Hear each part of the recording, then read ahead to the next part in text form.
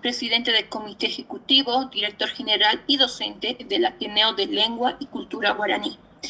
También es licenciado en Lengua Guaraní. Tiene otra licenciatura que es el licenciado en Antropología Cultural Guaraní Paraguaya en el Ateneo. Es escritor bilingüe, tiene 18 libros publicados sobre lengua y cultura guaraní, cultura popular, antropología y otros. Bienvenido, doctor. Si gusta, comparto la pantalla o lo hace usted. Muchísimas gracias. Un saludo cordial a todos los asistentes a este importante evento. Como ya les decía la presentadora, soy David Galeano y soy el director general del Ateneo de Lengua y Cultura Guaraní en Paraguay. El tema que en este caso voy a abordar es el que se refiere a la actualidad de la lengua guaraní en nuestro país, sobre todo en el Paraguay. Obviamente estamos hablando de una región común, una región guaraní que incluye obviamente a Bolivia, Paraguay, Argentina, Brasil, Uruguay, y con una muy importante cantidad hoy de guaraní parlantes en la región. Creo que siempre tiene que ser un motivo de satisfacción para todos tener una lengua tan hablada todavía, pese a las múltiples formas de represión y de opresión que sufrió a lo largo de la historia. Nosotros tuvimos experiencias terribles que se dieron ya en tiempos de la colonia y posteriormente a la posguerra de la famosa Triple Alianza, y donde el guaraní hablante, que siempre fue mayoría en Paraguay, hablamos del tiempo de la conquista y de la colonia, una mayoría de la población guaraní, la otra parte muy pequeña, reducida española, se instalan y como ocurrió en toda América, ¿verdad? Acá los hombres se encargaron de embarazar a las mujeres, luego abandonaron a estas mujeres, las mujeres quedaron con las criaturas y estas criaturas finalmente fueron educadas por sus madres, y sus madres siempre fueron guaraní hablantes. Por consiguiente, esas criaturas nacieron y vivieron su vida en la lengua guaraní. Sucedió hasta la llegada de la independencia en 1811, y luego ya en el tiempo independiente nosotros tenemos acá la figura muy importante de un llamado en ese momento dictador, que fue en su momento Gaspar Rodríguez de Francia. Sin embargo, en materia de identidad, a Gaspar Rodríguez de Francia le debemos una presencia fuerte, libre del guaraní, donde él mismo hablaba guaraní e inclusive redactaba en guaraní a sus oficiales, a la gente que tenía algún tipo de mando en dependencia a la del dictador. La comunicación en guaraní, del tiempo de él, fue el primer himno nacional paraguayo, también en guaraní. Luego ya llega la época de la guerra contra la Triple Alianza. Acá también en ese tiempo el mariscal Francisco Solano López utilizó el guaraní como una lengua estratégica para la comunicación de los soldados de las tropas paraguayas. Y cuando termina la guerra, el Paraguay queda diezmado, como todos ustedes saben, una guerra muy, muy trágica, muy dolorosa, y bueno, consecuencia de eso, quedan aproximadamente un poco más de 120.000 individuos, y de esos 120.000, el 80% eran mujeres. Estas mujeres comenzaron a procrear de nuevo, y a partir de ese, yo diría hasta fenómeno que se dio de madres que hicieron reverdecer la patria, algunas de ellas con 10, 15, 20 hijos, cosa que hoy en día es impensable, pero que en ese momento fue en gran medida la salvadora de lo que hoy es el Paraguay. Y esas madres siempre hablaron guaraní. Nuevamente las criaturas que fueron naciendo siguieron hablando guaraní. Pasan 60 años y por esas cosas, circunstancias de la historia, tuvimos este enfrentamiento con la hoy hermana nación boliviana, y también el entonces comandante de las tropas paraguayas, el mariscal José Félix Estigarribia, había adoptado el guaraní como idioma de comunicación de las tropas paraguayas. El paraguayo siempre se sintió más cómodo en el idioma guaraní. Notablemente hoy, 2000 años después del antes y después de Cristo, nosotros acá en Paraguay nos encontramos con un fenómeno un tanto complicado de explicar. El 1,3% hoy de la población del Paraguay es población nativa indígena. Estamos hablando en el último censo, para ser exactos, 150.000 individuos, 150.000 personas nativas indígenas. Son 17 etnias reconocidas hace más o menos 20 años atrás. Luego aparecieron 3 más, ¿verdad? Producto de la atomización de algunas de las etnias. Hoy tenemos 20 etnias indígenas distribuidas en distintos puntos del Paraguay. De esas 20 etnias, la mayoritaria es la que habla guaraní. Estamos hablando de aproximadamente unas 80.000 a 90.000 personas indígenas, nativas, que hablan guaraní. Sin embargo, el fenómeno más importante es que el Paraguay, hoy con poco más de 6 millones de habitantes, tiene un 70% de la población que habla guaraní, ya sin ser una población nativa indígena. Es población ya paraguaya, mestiza, como quiera que se diga, pero notablemente la lengua, como decía un escritor, de la raza ausente ya prácticamente hoy, es la lengua mayoritaria en Paraguay.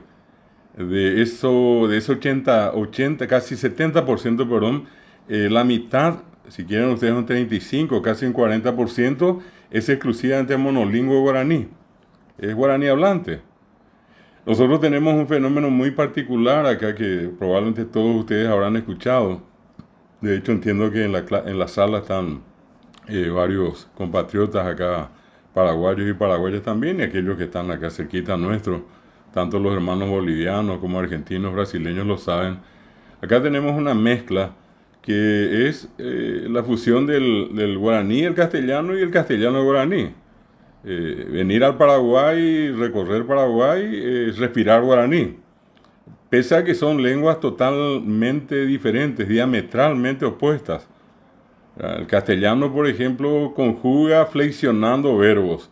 Yo tomo una parte a la que llamamos, todos conocemos como la raíz, ¿verdad? El lexema allí, yo digo caminar y hasta la N, y luego la desinencia, camin, o, camin, a, camino, camina, camina. Guaraní ocurre lo contrario. La mente del paraguayo desarrolla un proceso muy interesante, ¿verdad? No tenemos muchos problemas de Alzheimer todavía hasta hoy por eso, porque desarrollamos con relativa facilidad las dos partes del cerebro, ¿verdad? Y en guaraní es a guatá, re guatá, o guatá, ¿verdad? El verbo guatá y uso prefijos, a guatá, re guatá, o guatá, ¿verdad? Ese es un fenómeno muy interesante. Tenemos el caso de las preposiciones en castellano, yo tengo que decir desde lejos, y en guaraní tengo lo que llamamos las posposiciones. Eso mismo en guaraní es mombirí vivé. Mombirí es lejos, vivé es desde. En guaraní decimos lejos desde. Y bueno, eso genera una manera de hablar que todo el mundo se comunica en ambos idiomas. Obviamente nos falta a veces palabras, vocabulario, y entonces es cuando caemos en esa mezcla. Hay veces no son palabras, hay veces son morfemas.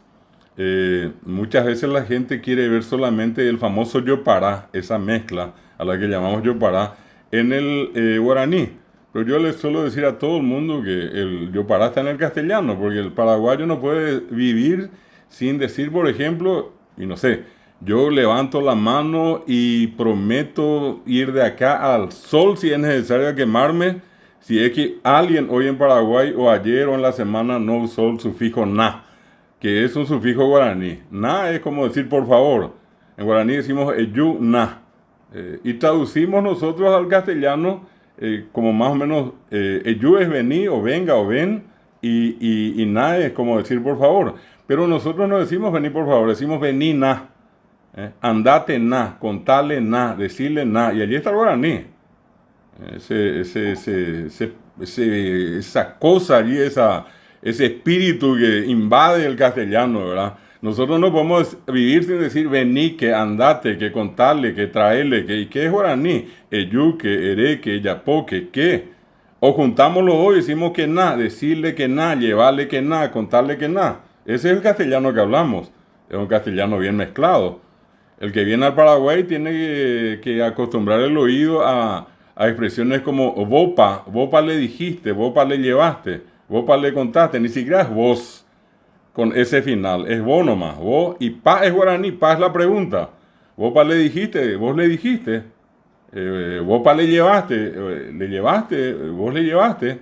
Bueno, pues acá decimos vopa, vopa. Los jóvenes usan mucho, usamos muchísimos préstamos del guaraní, y nuestro castellano también tiene esa característica. Por ejemplo, usamos mucho el un poco.